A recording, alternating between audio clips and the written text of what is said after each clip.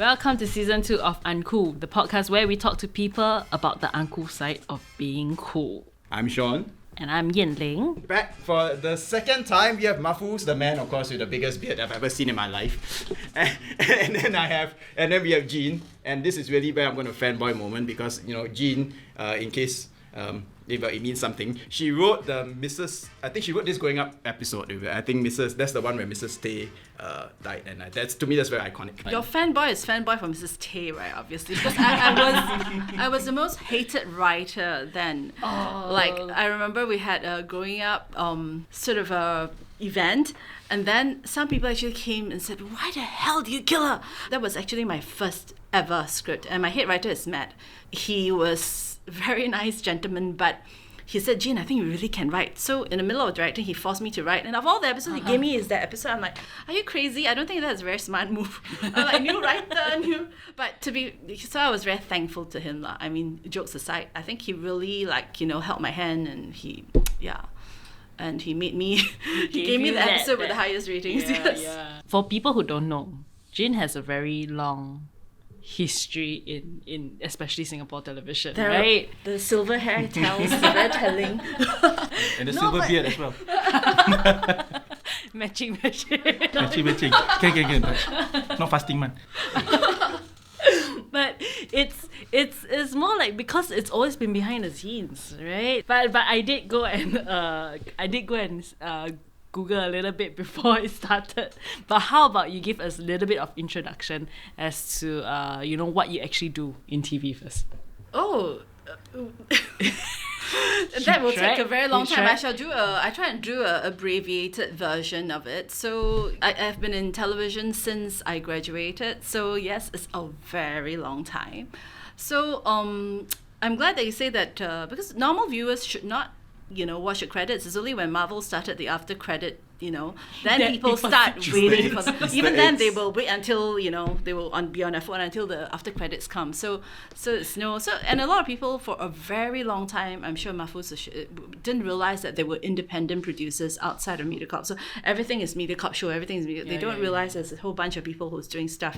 But still, it is a very young industry. I think ultimately my passion is drama.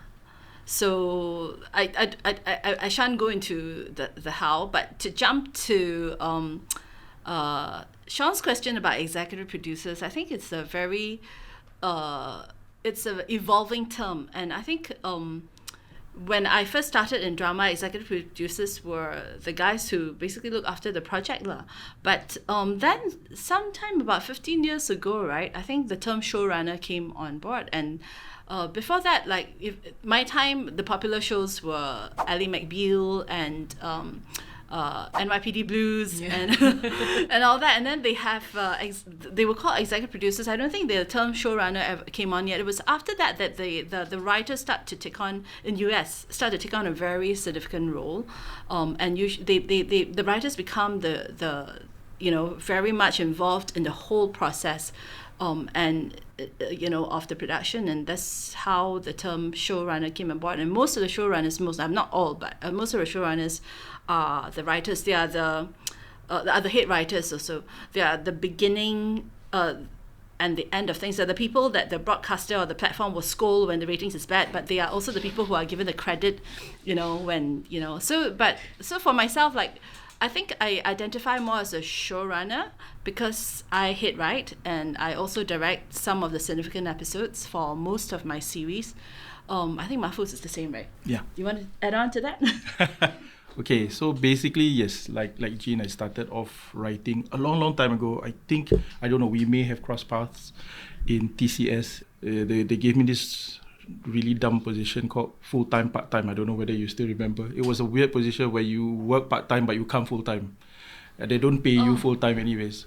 That still happens. Half the time you don't get credits you don't get credited even. But yeah, but I relish the whole experience because I think I told Jean before, the opportunity to sit inside writer's room with other writers. I think those basically help shape how I am, not in terms of how I write, but in terms of how thick your skin needs to be, because every time in the writer's room, everybody bashes your script. basically.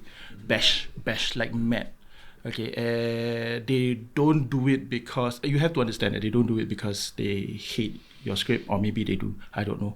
But at the end of the day, the intention is to help make a better story, Like, it's or not better personal. lives. It's not personal. You shouldn't take it personally. I think a lot of writers these days do take things personally whenever you comment on the stuff that they wrote. Maybe it's a sign of age, but I feel that we went through really tougher times. Yeah, we do. Then you just pick up the pieces at the door with your script, draft 7 or whatever. Draft 7, draft 8, draft 9. You don't hear draft 9s now. don't hear draft You hear 9s like 1 or 2, 3. That's it. No, draft 15. Exactly. Yeah, Well, draft 15. I hear Yeah. nowadays that it's actually changed a lot. It has I mean, when they call it tofu generation, I think it's also because of that lah. Because the people who have gone through it last time, they say now it's like, what? 19, are you crazy? Yeah, like draft 3, you're done. Like, are you sure? Yeah, but at the end of the day, the script really does improve. There are lines from other writers. That's what I relish, actually, from people who are seated around me, and they're all seniors, obviously. You have the idea for that joke, for example. My background started off with comedy writing. There was a lot of sitcoms at that time. And you think your joke is there, but these guys have different ideas. So it'll be like they'll come up with another line which is better, and then somebody will try to up the other guy, and you see the joke getting better and better just by throwing off certain words or adding certain words or just changing the structure altogether in terms of like the setup and the and the payoff. So that, I think, is important. I think in terms of that's basically how I started off as a writer, and then I took a long break. At that time, I couldn't find a full-time job, not a full-time part-time. A full-time job. Basically, you need to pay the bills. And I stopped. I went into publishing for a while. But I still did a bit of writing here and there. Then eventually, and at that time I was writing in English. I had no intention of writing in Malay at all because I didn't take Malay as a second language in school. Oh yeah, you mentioned I that. took Yeah, Chinese. yeah. I took Chinese. So Hateful. So there were a couple of people from, at that time it wasn't even Surya, it was Prime 12. And they were saying, hey, you should write, like, you know, you kind of know what to write, just write. And then I started writing and I started pitching, but things went on a bit full throttle when Surya came about. I think it was 2000. So in 2000, Surya then was like, hey, why do you keep doing this on a freelance basis? Just, come on board full on, try pitching for stuff, And that's what I did. I started pitching, working for people. But eventually, whenever I do my scripts, sometimes you unfortunately see it mangled on screen. Like, for the lack of the word, mangled jalat, you pour in your heart and soul when you write. It was a gut-wrenching scene. Again, my mother's supposed to be like almost dying, and then you have all these moments that you've written is Hari Raya Eve, and then the mother is supposed to be dying, and then you have like, you put her baju on the cabinet, and then the husband looks longingly at it, and then while holding your wife's hand, and then the tears supposed to roll down his eyes, saying, please, if you can, wake up. Not today. It's too important. Something like that. And it was supposed to be, I wrote it for like about a page. It's supposed to like really, and then the husband is supposed to have this monologue where he like talks about his whole experiences, what he loves, what he misses about Hari Raya and all that. 1 page, 10 seconds ended up on screen. I was looking at it, I was like, and the problem is I was just a writer at that time. So I had other jobs and I didn't see the whole thing. I was away filming another job. It was a travelogue. And when I came back, it was that. And I was like shocked. And it was the night before Hari Raya, ratings off the roof type of viewership, And then the next thing, the mother is supposed, I wrote, the mother actually like recovers a bit, and then they push her with a wheelchair, and then they meet the daughters, have this heart-wrenching moment. No. Basically, the mother came back, knocked on the door. Hello, kids. Hi, love, hug, hug. It was another 50 seconds. Then after that, obviously, the whole thing underran, right? So it was basically what I call a 3-minute F&N advertorial. It was basically, come, Hari Raya. Everybody drink F&N. Everybody, like, Maybe that's how show running started, where the writers couldn't take it anymore. That's What did basically- you do? It must annoy you too, right? Something that happens to your shows, Jean. How do you manage that? Because, when I was with the station, my role was mainly directing, so I didn't write a whole lot of scripts. And I think to the credit of the writers and to the credit of myself, maybe, at that time I was a director that the writers wanted to... We were given like episodes and all that, right? But I remember a lot of writers wanted me to direct their scripts. So I think that was a good, so I was sought after director. I think they really think that I take care of the scripts because I think scripts are really the core of it, and I really do. So I guess I'm very comfortable straddling both. So as a showrunner now, when you work with all the writers and directors, it must be like a peeve of yours, and that's when what Mahfuz says happens. Yeah, like so nobody follows. I think the good thing about being where I am, unlike Mahfuz, from the start when I set up Ochre, I had the final say. So I picked my director. So if the director's not good, then I shoot myself lah.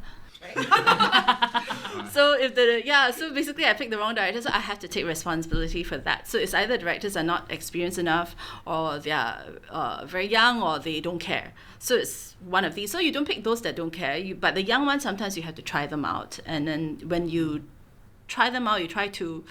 It's a risk. So a lot of people don't know, like for every show that we do, right, at least 1 to 2 episodes we try out a new writer, 1 or 2 episodes we try out a new director. And they don't know that they're actually being tested, but I know I'm testing them. So at the end of it, then there's marking, okay, never again. This one cannot already. This one maybe we can train. Then those that never again, then we have to, the risk is we have to sometimes reshoot the thing or rewrite the episode. So there are a few times where the writing came in and we're like, okay, after first or second draft, we're like, thank you. Then we just rewrite the whole episode lah. Or find another experienced writer to come and rewrite. So that's how we sort of like maintain the quality. This is the writing part lah. Do you work with new directors? Yes, directors as well. Yeah, so we do test out new directors. Yeah. So on the I don't note know of who's more stressed at that point of time actually, them or you guys. But then I never tell them that I'm testing them, so they should I now say they it? know. Now they know.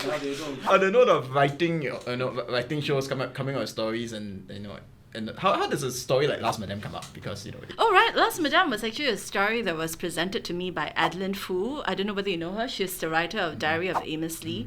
So she had this concept, and she said, Jean, I watched your historical stuff, your Circle House, There Was a Time.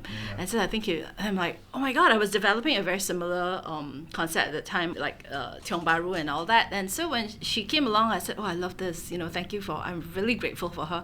And then when that time she joined Ochre for a very short time. And then she said, do what you want with it. Then after that, she went to look after my kids' show, and she said, Jean, do your own. So basically, I took over the whole thing, did my own research again, and I told her, I said, I actually like the past story a lot more than the modern story. Do you mind if I just ignore a little bit about the modern day story? I focus on the past. And she said, yeah, do whatever you want with it. So that's how I got hold of the concept in the first place. Yeah. But it's a risk, isn't it, to do like a period drama, and it's a bit crazy it's for for a the niche audience, isn't it? It's such a risk, isn't it? I mean, that's why I say sometimes I think we're a bit of a mess, because I saw his work too, and I'm like, this one is a little masochist, not very smart. Always in Asian, the period ones always do better than the. That's not true. For the longest time, Really? they avoided it. I think because of cost, and because the broadcasters, I remember when we pitched it, somebody inside said, no lah, period drama doesn't do well. A lot of people, there's a segment of the audience who doesn't like period dramas. So it's not, I don't think so. After Last Madame, I think everybody thought that period drama would do well, and then there's a whole. So we kind of started the wave of period dramas coming back. For the longest time, you have different rules to follow. I mean, when I started pitching a long time ago, they say don't do lawyer shows. Nobody watches lawyer shows. Do only cop shows. Cop shows will definitely work. Then there was a period of time, a lot. Have people like Jean doing Lion Moms, about mothers and kids, and it does really well. I mean, highest rated, higher than those crime shows and whatnot. So I think, being a good showrunner, you have to somehow go with your gut sometimes, even though your gut says that this is stupid and you shouldn't be doing this, it's too expensive or whatever. But sometimes it's just I mean, there are stories to be told. There are a lot of stories that I think as Singaporeans we can tell the world, if not just other Singaporeans lah. I mean, the world is too big a stage. But I think with Netflix right now, you see a lot of people, Singapore audiences, the young ones, who are not only watching Chinese shows or English shows. They are watching things from India. I watched Telecrime. I think it was amazing. I think My son watched Three Idiots and what's that? Dangle? Oh, Dangal. Yeah. So So, you have like- you have stuff like that. You have stuff from India, which is really good. You have stuff from obviously Spanish, Yeah, of Spain. course, You yeah, have of Money course. Heist. You have, I mean, the Koreans don't say lah. Right now you have Swedish. the Yeah, so how do you then compete? Because we are clearly working with a lot more constraints than those countries, right? That's the thing. I think you have to be a bit smart about things, because at the end of the day, what we don't have as much is probably the budget. Okay, yeah, the budget kind of restricts us from doing things that we want. I think in India the budget is also not as high, but because No. India, the budgets are very high. I think it's Okay, very okay. high. It's very. I don't know, but I don't know which, but like we were talking about TV series or whatever, the budgets are a Yeah. lot higher than ours. Sorry, I think there might be they a paid range millions lah, because they're the like- population. yeah, we are the- So how do you yeah, compete with that? Like, I mean, you get audiences who can just watch anything they want anytime, and then like, why would they want to choose yours? I think it goes back to the unique stories that you can tell from your perspective And how you tell it, and how you tell it. Yeah, exactly. how well you tell it. Yeah, What I mean, choices you have stories, you have good actors. I think we have really good actors. The only problem I feel is that a lot of times there are scripts that don't push the actors, or there are stories that don't really push the actors to where they want to go. The actors kind of yearn to do something that's really difficult, that's really challenging, but half the time they get scripts that are like, oh, I'm just gonna explore this part. This is gonna be like easy, close one eye. and just like- Two-dimensional. yeah, Okay. not just two dimensional, but it's simple roles that they can just But on that note, I really wish that I mean, every project is a learning experience. So, I mean, I think there are a lot of good actors, and I wish the actors who are out there listening also, any script, even if it's a lousy script, you should bring the best to your table. Because I've watched some Korean dramas, really, if you just take away the actors, right, the script is like, I won't believe, if I can imagine if another actor had played the role, it will fall flat. But because they're so good, not that, it definitely brings out the quality, but still, the script is at that level, you can't bring it up to, but they do, the good actors really do bring it up to at least a space that I'm willing to watch. yeah. Do you know. guys write with an actor in mind or actress in mind? Have you guys? Sometimes. I do. Sometimes. You already have that Sometimes picture you don't of have who the you want to luxury. do it. Yeah. No, but no, then sometimes man, I mean, speaking for myself, I write with this actor in mind, and then it never happens.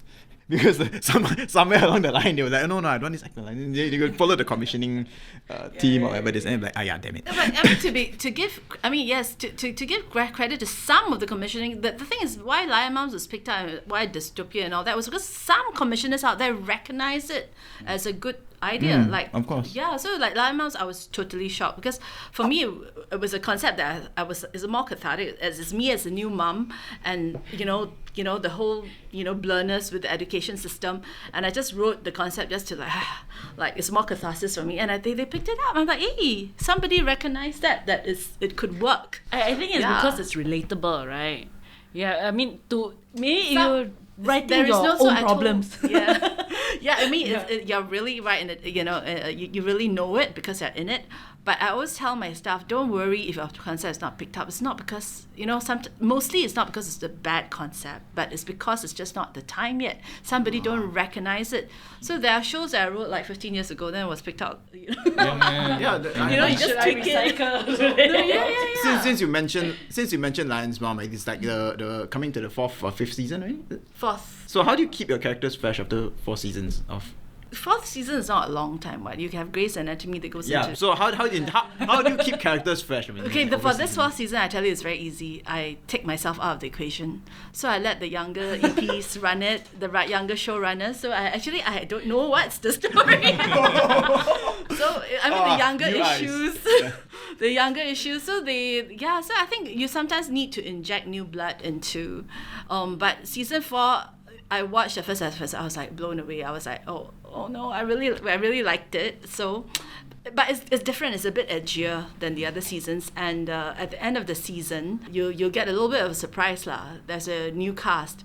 Actually, Lion Mouse is one surprising that show that I'm very surprised that like very veteran actors actually ask, hey, can I be part of it? Can I actually just come in for a few episodes? I say, yeah, of course. Then we'll try to write them in. So, season 4, the ending, you'll have a surprise. And also this season, like I said, edgier lah. Minnie went to jail last season, right? So she's going to come out of jail. So watch out for that. How would, your child look at you after you've served 3 years in jail? I'm just wondering, right? When you guys are writing, do you guys have, because there's always this conversation going around, especially with Singapore being such a small market, how we need to reach out to international, and how do we do that because we are competing with not only English speakers but also like any other language that we write in? For me, it's hard because if you're looking at Suria, it's a Malay audience, and even within that pie, right, I always tell myself there are the Suria audience and there's the Malay audience. There are Malays who don't watch Suria, sadly, and I think first and foremost that's Singaporeans who don't watch Singaporeans. So, many of them. Exactly. And Singaporeans who don't watch the local channels. That's sad. So I think what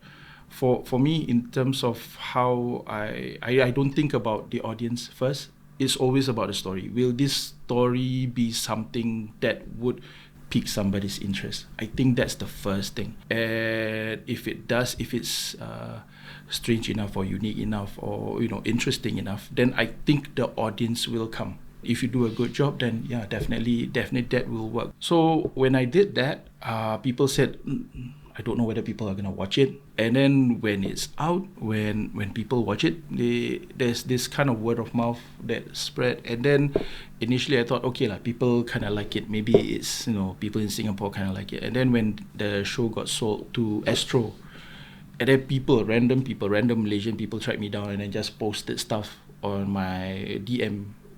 Yeah, should I say? DM, yeah. They weren't expecting something like this coming out from Singapore. And after that, there were other producer friends from Malaysia that said, hey, that kultus that you did basically inspired us to do something totally different. So these guys did new shows where Malaysia always does like love stories or stories about mother-in-law hating the daughter-in-law, family fighting, affairs, those kind of things. And then suddenly there's a show about scammers.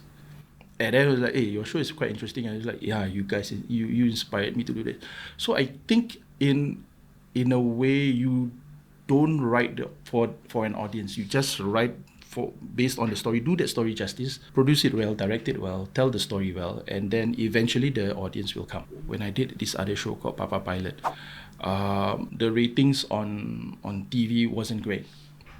Then they decided to put it on YouTube. MediaCorp decided to put it on YouTube. Right now it's 137,000 views, I think. I don't know. I haven't checked the last one yet. And it's not local viewers. It's viewers from Malaysia who are posting in the comment section.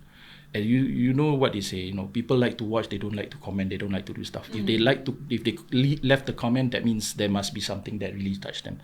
So they will comment on the YouTube page saying that, oh, this is interesting. I'm from Brunei. I'm from Sabah. I'm from whatever. And it's all over the place. Indonesia. Indonesians are watching our shows. And then they were saying, we didn't expect a telemovie of this quality to be from Singapore.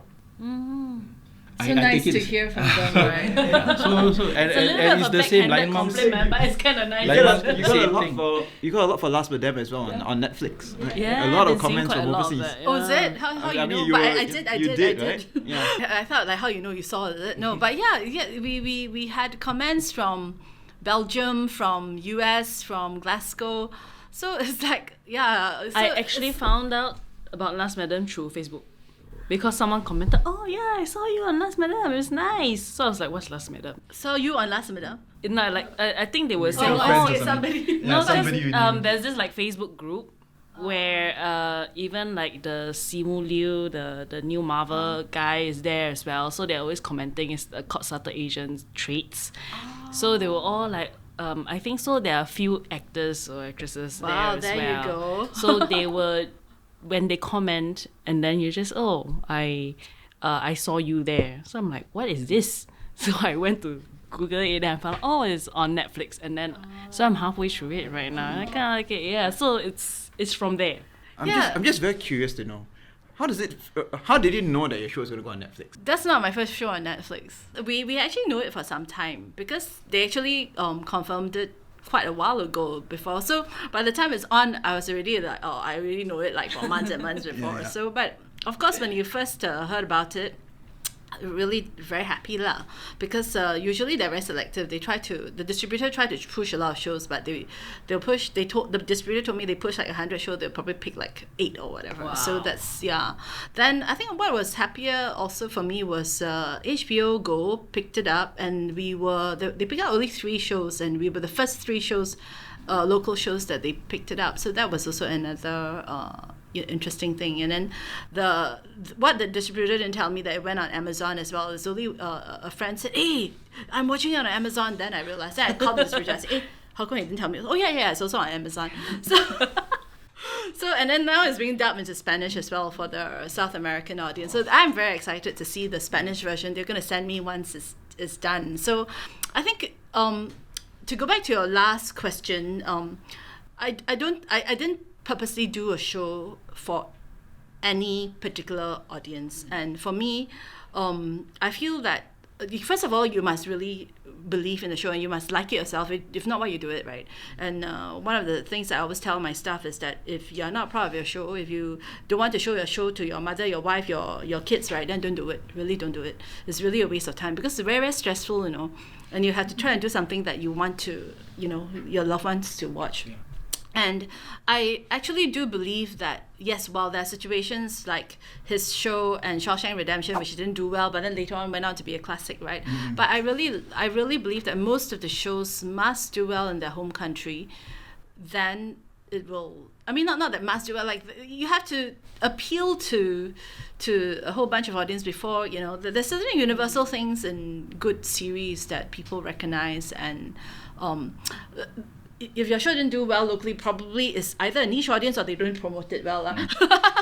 So because if they found an audience in YouTube, it means it's a good, So or maybe it's a niche show. It's really targeted to a certain groups. That one is also true because some people just like the mass type. But if you do a niche show, then but it has to appeal to. So to answer your question, no, we didn't set out to do for a particular. We just thought, hey, let's put as much effort into this and see how good we can make it without losing too much money or without so I think it's yeah. So like some shows like we were like okay cannot lose money, I must make some money. Then some shows like Last Madame, you really just throw in everything lor. Then boss over there say okay, then I hit okay lor. But how do you actually balance that though? The whole idea of if you need to keep within or make some money and yet I need to keep my show going. It helps that Business I am after all, right? I'm the boss of my own company, right? That I decide. Does, yeah. And sometimes it's not true that a lot of people think you guys boss, you will like because there's pride, you want your show to do well, right? Yeah, your name is there, right? So sometimes you spend more than than and Then you sometimes, sabo a lot yourself. of times we give a lot more than what is the things that's not on the line item, but we also do it. To add on to what Jean just said, I think like for shows like the one that I did, Dystopia, which is very futuristic, there's a lot of I don't know how you did it. It's amazing. CGI. It's very good. Basically, the intention was we had a conversation. A group of us guys, we were talking. And I was like, I was thinking of doing this, but the CGI, like. Then the guy basically said, I can do that. Then I was like, how much is it gonna cost? Right? You have to ask. Then he gave me this crazy number. So it's like. Crazy low or crazy high? Crazy high. There's no such thing as crazy low. Carry on. Crazy high. You're like, bye. But then I was thinking, okay, because when I write, you have to write because the good thing is I'm a writer as well. So when That I write, always helps. I think I said to myself, okay, there's a few ways of getting this done. You do this with minimal actors, make the story strong, and limited premise locations, so that you play on certain things, you save money on certain things, and then whatever extra you just put it there. So the guys who are doing the VFX, I basically said, I want a robot lah. Just give me a robot. It's okay. The robot can move, whatever. I'm happy. Then, but there's also a sense of pride that comes with the job as well, because you need to fire the people under you. Like, oh yeah, we're gonna do the best thing and all that. I know it's gonna be difficult. I'm not paying you that amount that you were asking for. I'm paying you this much, but still, whatever that we're striving for is not because of the money. It's just to prove that we can do it. Yeah, we have the capabilities. We have the capabilities. We just don't have the exactly. resources. Resources, exactly. We have the capabilities. So basically, dystopia is basically that, to tell whoever that's out there that there are people with capabilities, there are people with talent, there are people who are willing to put in that extra effort to make these things work. If only we had the resources. Just hope that they won't see it and say, "Oh, you did it at that budget." Okay, so yeah. now we give it. So that happens more often than not. You're hoping like it will be like you see, with this budget we can do this. Like you give us more, we can do more. But usually it's like, so you can do lesser. But I remember having that conversation with you when we did the Apokalips as well. Yeah. And then you were like, no, you can't do that. Yeah, because it's too big. It's too big. You're killing yourself. Scale it down, bro. Scale it down. Yeah, I was like, in this scene, there will be like 40 zombies that will come, and be like, are you 40? No lah, 9 enough already. Yeah, I realize there's no context as well for the audience over here, because I was for all of us who know, right, Mahfuz and Sean are working on a zombie film together. Didn't ask for 9. I was happy with 40. I put a stop at zombie dog and zombie babies. Basically, I was like, bro, scale it down, bro. No zombie dogs, no zombie babies. But Mahfuz, zombie baby is scary. They have no teeth. They bite you, wouldn't know it. Like, no, cannot. And I wasn't what exactly he did was exactly what I did. I was like, seriously, you want to do this, bro? And I'm like, this is gonna cost a lot of money, and this is coming from me who like, just throw money at a project. So talking about Apokalips, which is out in December, and we know that zombies in particular is a very technical, it's a very integral part of this, and it's very iconic to the iconic part of this series. How do you want this series how do you want people to react to this series? First of all, I think a lot of people have watched zombie flicks. They know what it's about. At the end of the day, like I said, we don't have the kind of budget to do really fanciful zombie stuff. We don't have elaborate sets. We don't have the luxury of time to make up like 40, 60, 100. Even if we have the time, I don't think we have the resources. At that time when we were filming, during the first week, the regulation was only 10 people on screen. That would be a pathetic show, man. Pathetic zombie show, one person with like 9 zombies chasing. And I remember calling up posts and says, okay, I'm going to need to multiply my zombies. How do I do that? And the guy is like, okay, this is how you do it. But to multiply also means you need a lot of time. Yeah. So I was telling Sean, it's gonna be difficult. So let's just do this. Let's just film the scenes where you don't require as many zombies, and hope the audiences will be drawn to the story and the characters. And that's basically what I went about doing. Because when I told Sean to scale down, like, okay, zombie baby out, zombie dogs out, whatever, we discussed and we said, that you need to get to the heart of the story. It needs to be a story about people in a zombie setting, not all the zombies in a human setting. So it needs to be the story about how they survive. And it's not just about surviving the zombies, but surviving each other. I think that's very important.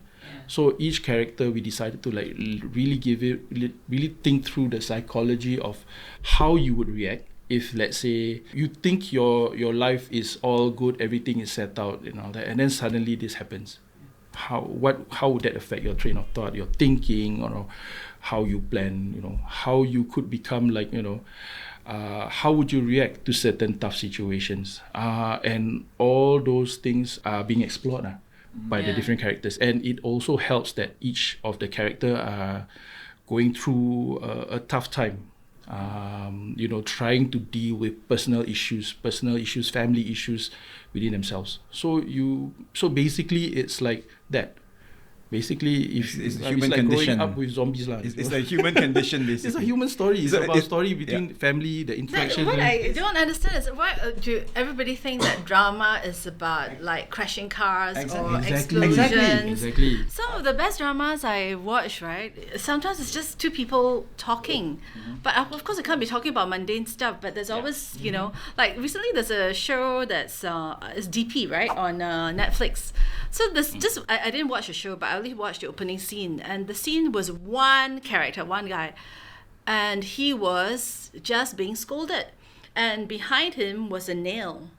So he was retreating, and it was just one person. And for me, that was wonderful drama because he was backing, and his superior was like, you know, scolding him, and nobody knows there was a nail right behind. So can you imagine? It's just one person and this huge drama.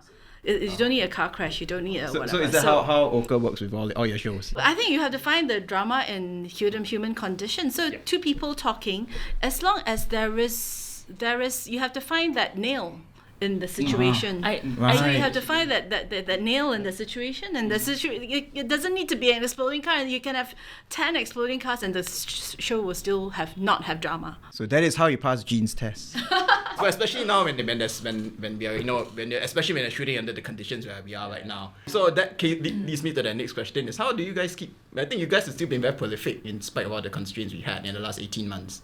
How have you kept? No, how have you I kept think it up? last year we had 6 months of no shoot. But you know. yet you still managed to produce. It's like I think the last 18 months made it even more inhospitable in a sense. So how do you keep going in in spite of this? Just have to. I think a lot of things changed, and I think one thing good about Ochre was we very quickly got on to even before the first CB was announced. I remember we were super kiasu. Of course, we had to quickly change the workflow, and I think it also helped. I was sort of co-opted to be the part of the committee that was going to regulate our own industry. By IMD asked a few of us to sort of think like, how can the industry still function? Which is why nowadays you keep getting the circulars, right? Like you have to how many people, all that. So that came from the original committee, and after that I didn't join the subsequent ones. So so we adhere quite strictly to that, and again appealing to everyone, because if one you just need one bad apple in the industry to, you know, then they'll come in and clamp. So we were very careful. So Pedro, my partner in life and at work, will personally brief at every production what they're supposed to do, what they're not supposed to do. So when the big boss come in and brief about health, right, very you better serious sit with up. Yeah, so he will say that, you know, eating that time, please don't talk to each other 1 meter apart and stuff like that lah. We have to, and I think we're quite early we adopted. So these are the kind of things that I feel that it will give confidence to the powers that be to say, okay, your industry is quite mature, please. So some industries, I look at the KTV industry, they're so naughty, right? So die lah. So you see, it just takes one bad egg too. So I think we all have to be responsible to do the Because it's not only your production that gets shut down. Correct. Right, if something happens, it's really the whole industry. What Jean said is true lah. When you're doing that project, we have to make sure that we abide by the rules. Just I think that's important as well, you know, keeping yourself healthy and whatnot, and it comes with all those things. In a way, it sort of makes you rush as well. I mean, in the sense that because you know things are quite chaotic, and so it's like, while things are quite ever-changing, so while things are quite relatively stable now, let's quickly push ahead and finish our show. That's why you get like crazy call sheets where you have like so many scenes a day. But I mean, I understand. Because you're very afraid, right, that tomorrow suddenly they may give you a new rule and then that makes your situation different. True. And I totally understand that. That's why, I mean, as best as we can, we try. But at the same time, you can't do it at the risk of pushing everyone's health to where it's not ideal, and then people might fall sick and all that. Because like Jean said, if one person falls sick, then it affects that production, and then in turn will ripple into other productions as well. And you don't want that. So yeah, you just have to be, I think at that time, when you see so many scenes, I think as a director, because when you write, it's a different kind of mode. I will like write all these Oh, yeah, beautiful yeah. things, and then when you direct, it's a different kind of head. It's like, who is this stupid writer when it's actually me? They're like, why does he write all these things so complicated? Never mind, you just do this, and it'll still work. Like, I'm just lucky that So that's I can. why your one page became 10 seconds. You're the stupid writer. It was another, I will say, it was another man. I was crying. You know how bad that was? That was so bad, right? Because the ratings were so good. Everyone watched it during the night of Hari Raya Eve. And then the next day it was Hari Raya. And then everyone was like, every single relative came to me. It's like, you did that show, it's okay lah. Try better next year. I thought they were going to praise you about. Try better next time. I was like, at that time I was thinking, should I release anonymously this script out in the open, in the internet, let people read? I was like, cannot. I was like, I poured in my heart and soul into this script. And then it was at that moment where Did I he decided, direct ever again? I don't think so. I don't think I haven't seen his name in the credits for a while, because the programming executives actually called me, and I was like, yes, I wrote the script, you approved the script. I don't know what happened. I was away overseas filming this other show. But you're not EP, what? Why they call you? I'm not the EP, exactly. But they were calling me. I don't understand why. So I said, you go and talk to the EP. You can ask him. Usually And then you the can EP talk. gets it. We'll get a earful. I I know they can't call the writer as to well. be fair, they didn't call me to scold me. They were asking like what happened. So I was like, I don't know. It was the script. Did you change the script? Did you change anything to the script? I said no. Whatever that was written, I gave it to you. You approved it. That went to the production house. So yeah, you check with them, lor. As the EP, you basically have to take it all the. Ultimately, it's your fault. At the end of the day, it's our fault, right? So Sean, get ready, It could be the praise also, the good stuff also is yours. Well, In an easier way, I feel, I mean, not an easier way, if I want to like sort of be a bit philosophical about it, in a way, zombie films, explosions, everything is slightly easier to do a drama. Because I think drama is all about humans and the psychology and the emotions in whatever situation you're in, right? That's where we have that feels and the what we call the drama inside it. And I think if you film something like just two people talking, it's very hard for someone to like, an audience to like, but then what happened, like, that's so hard to happen. But if you put But if you yourself have two into people talking and then you see one of them is texting the lover and he's talking to his wife, then there's a drama. Yeah. So it's like to put that kind of situation where you're like, oh, I can understand why this person is doing that. For example, I feel. So it's, how to say, in a zombie, there's this kind of element where you're exploring human psyche that will not happen in a usual situation. That it's so hard to achieve it in real life that you never get the chance to go and explore this kind of psyche. Then I feel that's the whole point of an apocalypse or a zombie film, where they, if you erase human society and all your constraints, you break it down to the like base level. What's a human gonna do? Right? that's true, but it's also a different stress. Because I remember when I was doing it, I was like, people are gonna laugh at my zombie if it looks ugly. Because it's like it's so a one sense part of of it it is the CGI. One part of it is that the actual like. That's why sometimes it's very hard if you don't have enough resources to. Yeah, because we're always being compared. I think the challenge exactly. in Singapore is we have been in a global market from the get-go. We are not a protected market. We're not protected by language. We're not protected by whatever, So we are judged side by side with shows that it's like multiple times our budget.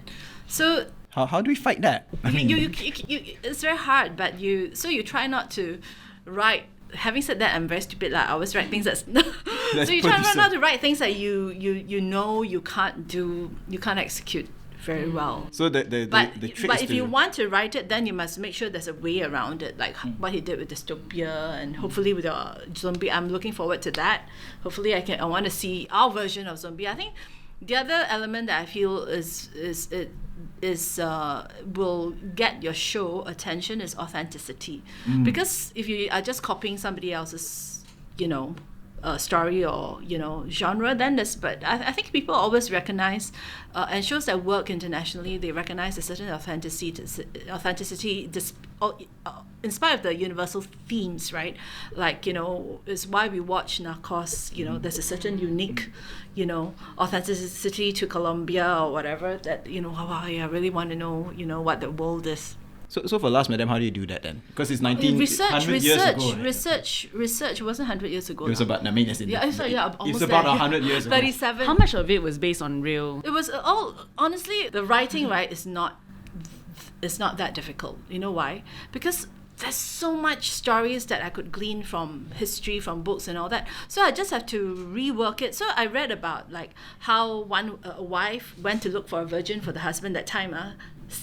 But so I worked that into an episode. I read about how prostitutes were cheated by the people who wanted to buy them out. So that became another episode. So it wasn't terribly. It was more fun than anything to. So some other shows are more difficult than And it's you, like and you actually- let your son watch that. No, So you might not- I you didn't. must He wanted to watch it, but then I said no. Then he said, "But mommy, I'll cover my eyes at the parts that you." Just tell me when to cover but my he was eyes. on set. I didn't know. One day he did a set visit. I didn't realize I was filming a sex scene. So he actually sat next to me like, "You cannot watch." Go outside. Go outside. It wasn't the super whatever, but there was like some grouping here and then. I'm like, you're not supposed to hear. I forgot he was there, and he was like. Yeah, but actually talking about the international audience kind of that situation, right? Where I think there's two sides of the coin of looking at it. Platform like Netflix, for example, where it exposes you to so many other countries and languages and just so much more content out there. I think in a way I feel that has actually opened the audience eyes to more local films. I don't know, in a very roundabout way, it has like gone. They basically watch everything, and they realize that all around the world, I'm talking from my point of view. Actually, all around the world, the stories are around like this one. It's all about human, the human aspects of living like that, and they're talking about their own lives. Yeah. And after a while, it's not about the fancy CGI. It's not about the big explosions. It's not about the big budget anymore. You just want, I think, like what you said, the authenticity of the story, the human aspect of it. And then after a while, it just comes back to, there's a local film out there, and then I think I can relate more to it than that Swedish film that I was watching last week. I think in a roundabout way, it has just brought us back to the roots a little bit more, because you've seen everything. You know that this is what's out there already. And after a while, I just realized, I think I'm gonna watch a little bit of Home a bit. I hope so. I mean, it's true. The big budget does help though. It does help. It does help. I'm not denying that. But yeah, it's true. Yeah, but as an audience, I realize after a while it doesn't quite matter. I just want to find something that I can relate to. Watch after good a shows while. It doesn't matter where it's from. Yeah, that's right. No, but then there's the fan audience as well, who are just I only watch K-drama and nothing else, just K-drama. Yeah. I hope things are changing. I know there is a kind of like low esteem of many Singaporeans towards local content. But like I said, it's very difficult for producers like us because we are always judged with the best out there. They forget that Singapore used to, even before Netflix, they used to take in the best of Hollywood, the best of Japan, the best of everything. So we are judged against the best, and now Netflix also is the best. So they forgot that in America itself, there's like probably 99% of Rubbish. 90% of rubbish as well. So we only get, but then in every country they will have good and bad stuff. So I think, and I was very gratified when recently when Ikun, right, he's a lecturer, and he texted me and says that he was having a discussion with his class, who do you think is a globally, an underrated director? And then the kid said Jin Yo. Then he quickly texted me and said, "Wow!" I'm so touched. No, but it shows one thing. It shows there's hope in our young audience that they're discerning. And I think it's also good that especially because we in the last episode, I mean, we were talking to Jason and Christian, and they were saying at that point they felt that when they were doing their series, there was this very clear line, like you are web and then you're TV, and then they had to work with a lot less than TV, because people thought, no one's gonna no, but now that no one's investing in web. But now I think that they kind of realize that line is kind of like gone. It's like, they just do, they don't really discern and divide you in that sense. I think the point I was trying to make is that now with social media as well, how I told you, I found out about Last Madam. It was not because I heard about it through the industry. It was through social media. And you realize that, and it was not even local social media. It was really someone from overseas that was watching it. It was an Asian overseas. And then I think because when we grow up, we sort of get bored a little bit with what we're seeing around us. We just say this is everyday life. But you realize that what we find unique in other people's culture and content, other people are finding unique about our culture and our content as well. And that makes us take another look, take a closer look at it and think, oh yeah. Be prouder of our own culture, right? That's Our own history. right. Actually, we have amazing stories. Yeah. I just don't agree with people who says that Singapore, very boring, I disagree. I disagree as well. Yeah. That we have no culture, that we're bland. Yes, we can be more vibrant, but we forgot that our history is just a colonial history that is 200 years old, but we have 700 or 800 years of the pirates of the time, the kingdoms of the time. I wish I had the budget to do that. Wow.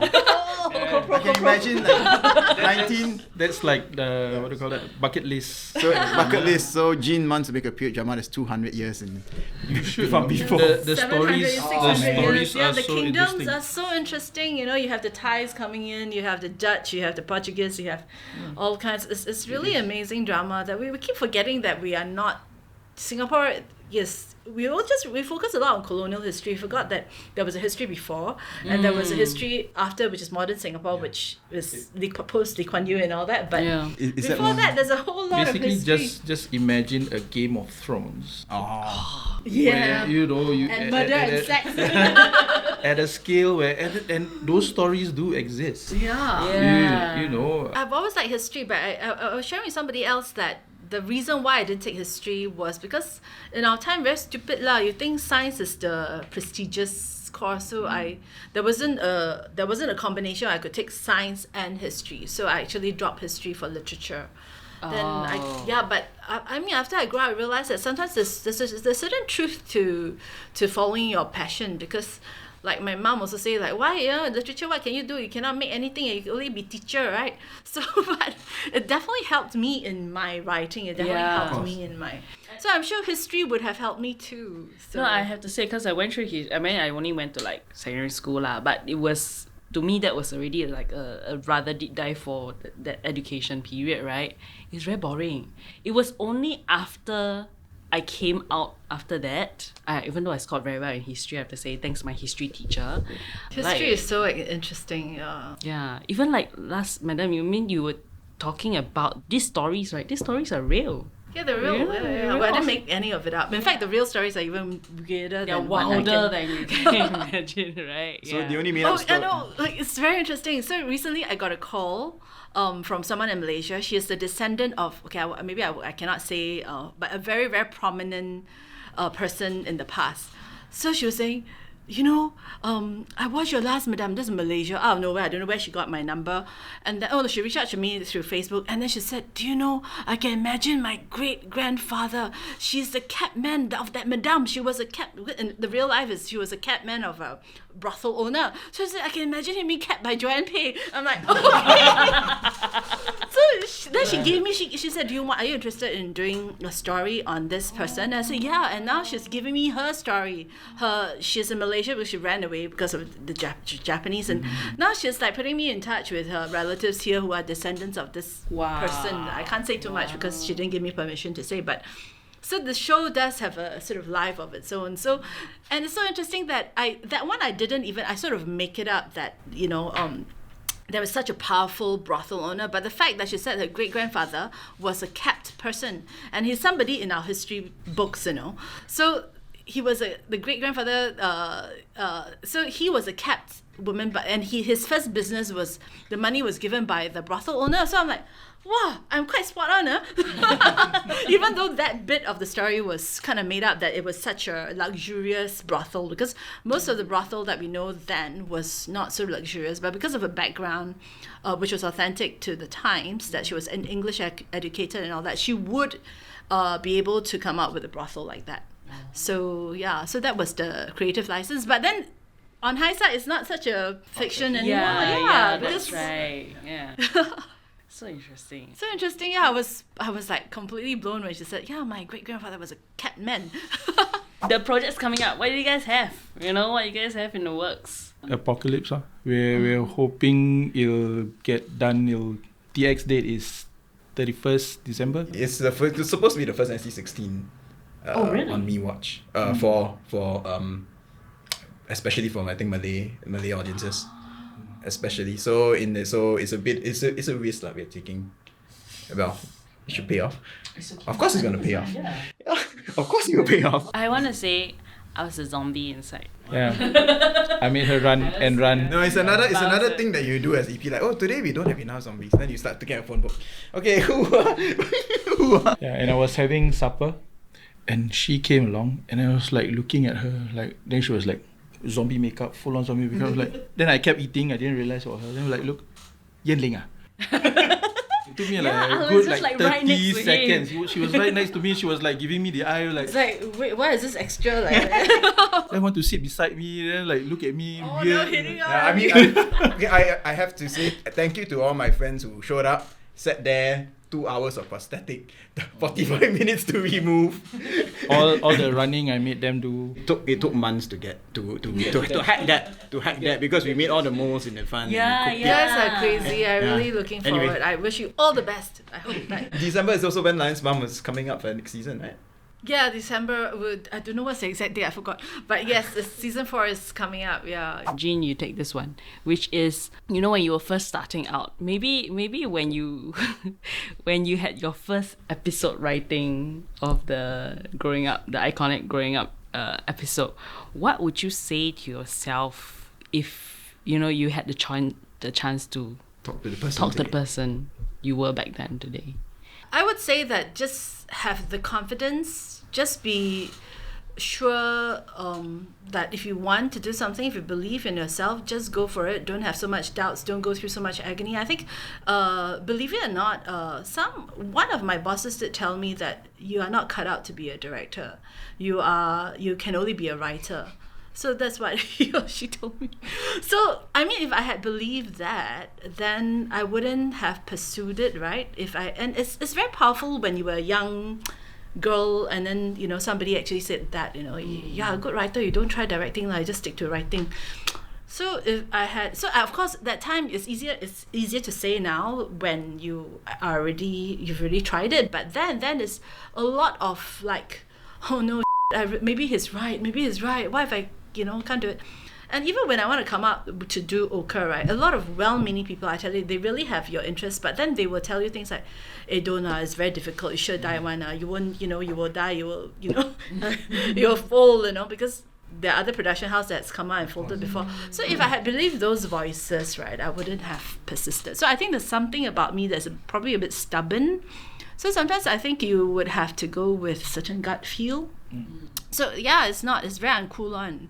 So when I first come out with Ochre Pictures, right, we went to pitch. I don't know what is a pitch, I bring storyboard and show them, and people are like, this clown, what y'all doing? So was there ever a moment for yourself or for Ochre after running for 20 years or more?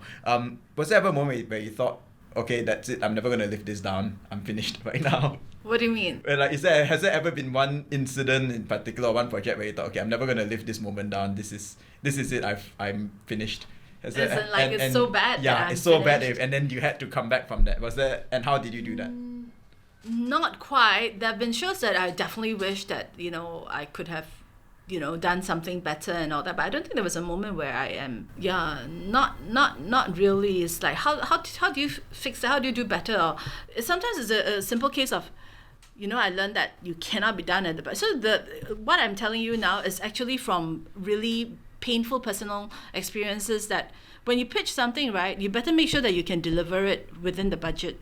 So when I was younger, I pitched crazy stuff with budgets that definitely can't see it through, and it will look cheesy and it'll look bad. So that's a lesson that I learned the hard way. It's not a lesson that I sort of, So then I learned, don't pitch those kind of things. If the budget's like that, then don't pitch. Don't try not to do it. So that's how you balance it, and you just pitch what's producible and not.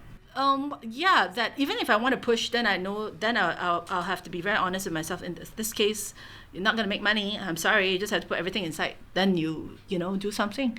But that comes with experience also. Right? Correct. Yeah. This it's is not something a very like, hard-earned. I think it takes a certain gut, right, for a young person. Like the most you stupidity.